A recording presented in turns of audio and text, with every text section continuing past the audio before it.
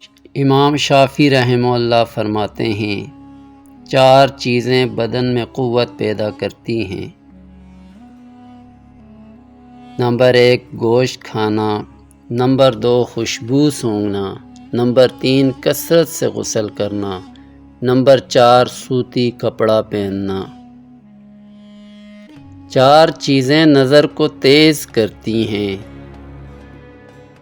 Number 1 خانہ کعبہ کے سامنے بیٹھنا، نمبر 2 سوتے وقت سرما لگانا، نمبر 3 سبزہ زار کی طرف دیکھنا، نمبر 4 صاف جگہ بیٹھنا۔